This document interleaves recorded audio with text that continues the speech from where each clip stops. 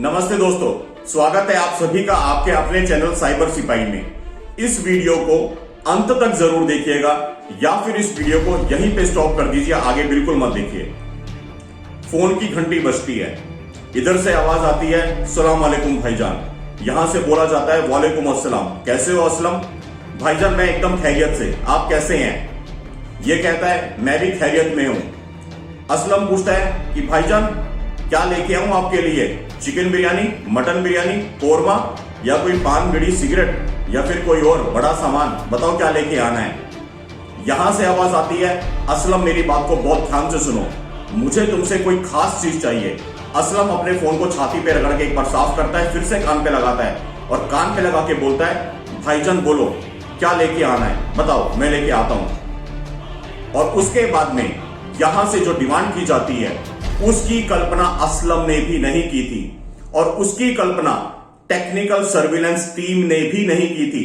जो इस कॉल को इंटरसेप्ट कर रहे थे दिल्ली पुलिस, उन्होंने भी नहीं की थी। शाहिद, जी हां शाहिद नाम था उसका। अंत तक जुड़े रहिएगा।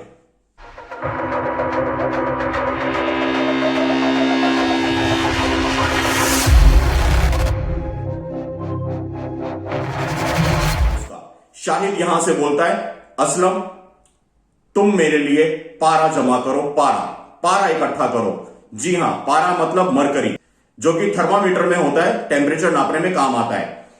शाहिद असलम से पारे की डिमांड करता है और जैसे ही यह शब्द हमारी टेक्निकल सर्विलेंस की टीम या जो इस कॉल को इंटरसेप्ट कर रही थी दिल्ली पुलिस, उनके कानों में पड़ते हैं, उनके कान खड़े हो जाते हैं। वो लोग हक्के बक्के रह जाते हैं कि यह पारा क्यों मंगवाया जा रहा है, वो भी कहां पे?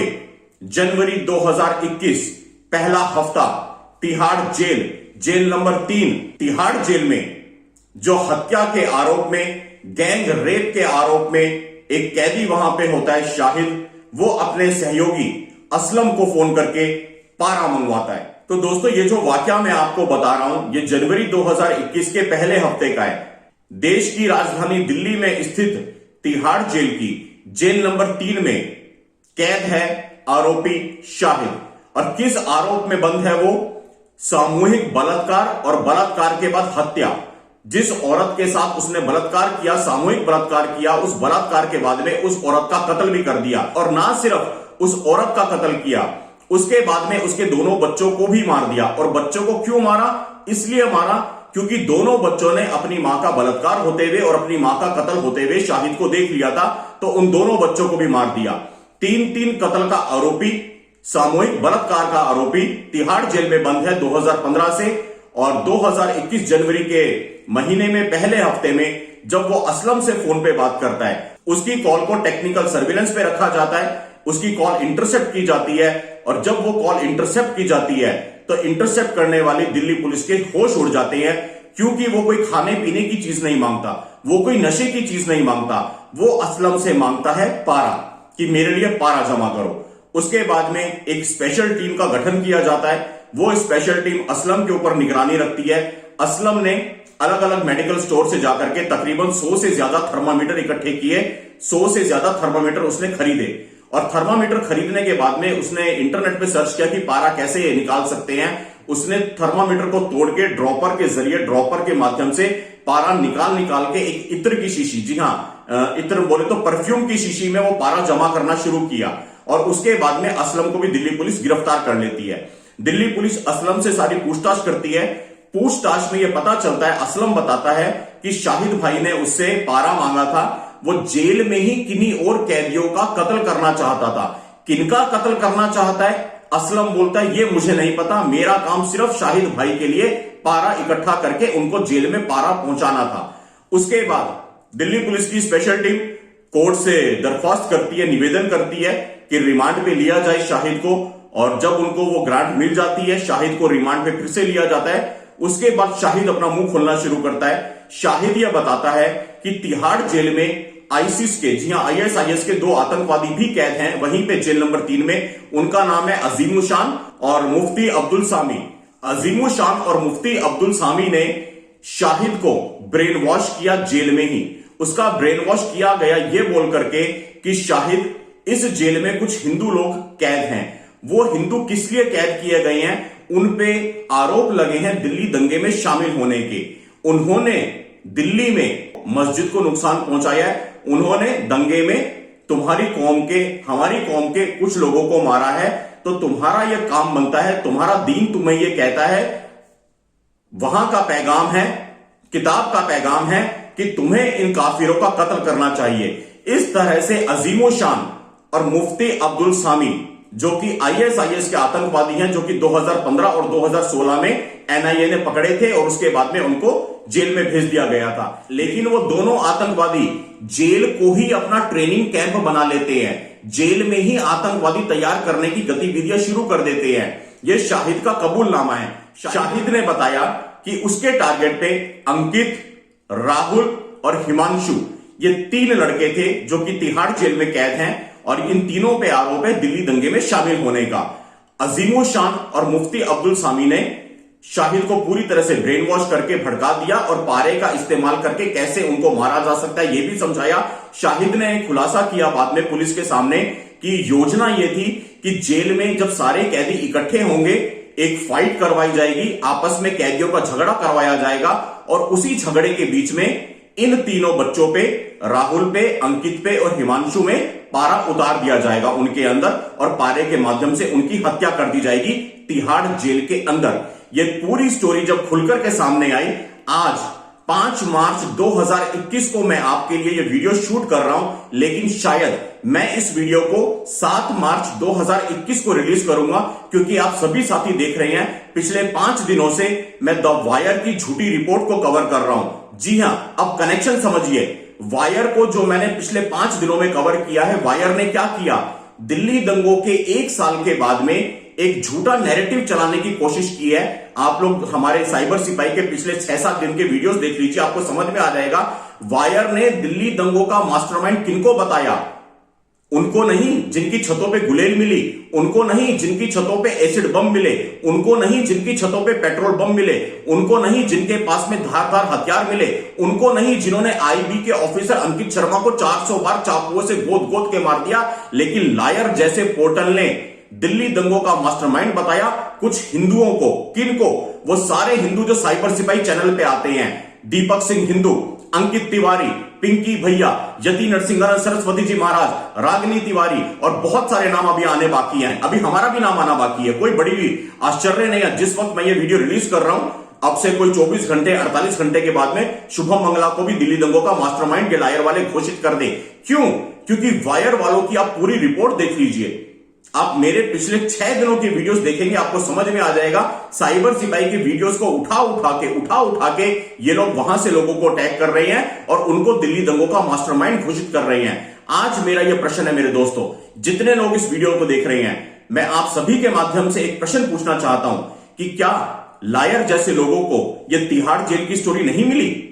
मैं 2 दिन इंतजार करूंगा इस वीडियो को शूट करने के बाद में। मैं रिपीट करता हूं, यह वीडियो मैं 5 मार्च 2021 को शूट कर रहा हूं, लेकिन मैं 7 मार्च 2021 को इसको रिलीज करूंगा।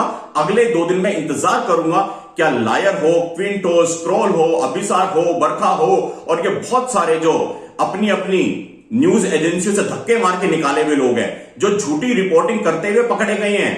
बाकायदा इनको 3-3 बार शो कॉज नोटिस जारी किए गए हैं, लेकिन इन्होंने फेक प्रोपेगेंडा चलाया है। चैनल में बैठ करके इन्होंने पार्टियों का प्रचार किया है, चैनल में बैठ करके इन्होंने भारत के खिलाफ बातें की हैं और उस दोष में इनको निकाला गया। वहां से निकालने के बाद में इन्होंने अपने यूट्यूब के चैनल्स खोल लिए और आज उन चैनल्स पे पूरी तरह से झूठ परोस रहे हैं। ये दिल्ली दंगों का मास्टरमाइंड किनको बताते हैं? जो कवि सम्मेलन करते हैं, जो कीर्तन करते हैं, जो धार्मिक आयोजन करते हैं, उनको कहते हैं कि ये दिल्ली दंगों के मास्टरमाइंड है। और दिल्ली दंगों के 1 वर्ष के बाद भी आज 5 मार्च को यह रिपोर्ट निकल के सामने आ रही है कि देश की राजधानी दिल्ली में तिहाड़ जेल के अंदर आतंकवादी कैंप बनाया जा रहा है। और आपको एक चीज और बताना चाहता हूं, शाहिद ने जब दिल्ली पुलिस को अपना बयान दिया, उसने यह भी बताया और बाकी कैदियों ने भी बताया, वहां पे जो मुसलमान कैदी हैं, कि ये जो अजीमो शान है और मुफ्ती अब्दुल सामी है, वहां के मुसलमान कैदियों का ब्रेन वॉश कर रहे हैं, उनको लगातार भड़का रहे हैं, उनको प्रोवोक कर रहे हैं, उनको बोल रहे हैं कि ये हिंदू वो लोग हैं जिन्होंने तुम्हारे पे अत्याचार किया है, इन हिंदुओं को मारना तुम्हारा फर्ज है, तुम्हारे पे दीन कायम होगा, इनका कत्ल करके, ये वहां के कैदियों ने दिल्ली पुलिस को बताया है। तो आप सोचिए, जो आतंकवादी हमारे सुरक्षा बल पकड़ लेते हैं, वो पकड़े जाने के बाद भी जेल में भी अपना काम नहीं बंद करते हैं, वो जेल को ही अपना टेरर ट्रेनिंग का अड्डा बना लेते हैं। लेकिन ये सारी बातें हमारे लायर जैसे लोगों को नहीं दिखाई देती। आप लोग याद कीजिए, मैं पिछले 5 दिनों से लायर की रिपोर्ट पे 2 ही प्रश्न कर रहा हूं। मेरे 2 प्रश्न क्या है, आज आप लोग फिर से सुन लीजिए। मेरे 2 प्रश्न ये है कि लायर जिन लोगों का नाम ले रहा है, जिन हिंदुओं का नाम ले रहा है, क्या लायर वाले ये सुपारी देने का काम नहीं कर रहे हिंदुओं का नाम लेकर के? जैसे अजीमुल शान ने राहुल का, हिमांशु का और अंकित का नाम लेकर के शाहिद को तैयार किया कि इनको मार दो, क्या लायर वाले निर्दोष हिंदुओं का, दीपक सिंह हिंदू का, पिंकी भैया का, यति बाबा का हमारा नाम लेकर के हमारी सुपारी देने का काम नहीं कर रहे? और दूसरा मेरा प्रश्न यह था कि जिस तरह से अजीमुल शान और मुफ्ती अब्दुल सामी ने इनको भड़का करके कत्ल के लिए उकसाया और पूरी प्लानिंग हो गई थी, ये तो कॉल इंटरसेप्ट हो गई और ये कांड होने से बच गया, क्या ये लायर वाले अपनी रिपोर्टिंग के जरिए, दंगों की रिपोर्टिंग के जरिए फिर से दंगा भड़काने की साजिश नहीं कर रहे हैं? ये बहुत बड़े प्रश्न है जिनका उत्तर किसी ना किसी को देना पड़ेगा। मेरे को कई वर्ष हो गए हैं, आप सभी साथी जानते हैं, मुंबई पे जब आतंकवादी हमला हुआ था 2008 से, नवंबर 2008 से मैं लगातार यह बात बोलता आया हूं कैमरे के आगे। 2015 की सेमिनार आप सभी ने देखी होगी, और नहीं देखी तो चैनल पे अवेलेबल है, आप लोग देख लीजिएगा। उसमें हमने कितने सारे वीडियोस चला करके बकायदा सरकार को बोला कि भैया हमारे देश में ऐसे ऐसे पत्रकार हैं जो पाकिस्तान को ईमेल्स करते हैं, जो पाकिस्तान वालों को अंदर की रिपोर्ट देते हैं, क्यों नहीं उन पत्रकारों पे देशद्रोह का मुकदमा चलाया जाता?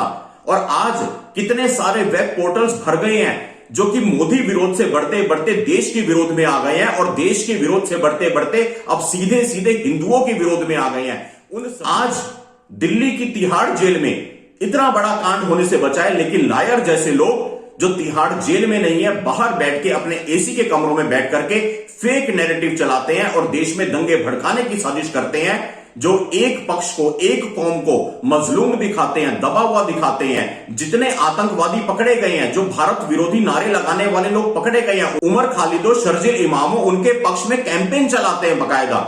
ऐसे लोगों को क्यों नहीं देशद्रोह के आरोप में पकड़ पकड़ के जेलों में ठूसा जाता और उनके वेब पोर्टल बंद क्यों नहीं करवाए जाते? मैं आप सभी साथियों से निवेदन करूंगा, आप लोग देख लीजिए, पिछले 7 दिनों के साइबर सिपाही के वीडियोस, हमारे हर वीडियो की रीच को कम कर दिया गया है, हमारे हर वीडियो को दबा दिया गया है। और वैसे लायर जैसे बड़े बड़े पोर्टल 30 लाख, 32 लाख, 40 लाख, 50 लाख उनके सब्सक्राइबर्स और हर वीडियो के उनके व्यूज भी देख लीजिए। ऐसे में सच की आवाज को स्ट्रॉन्ग कैसे करेंगे?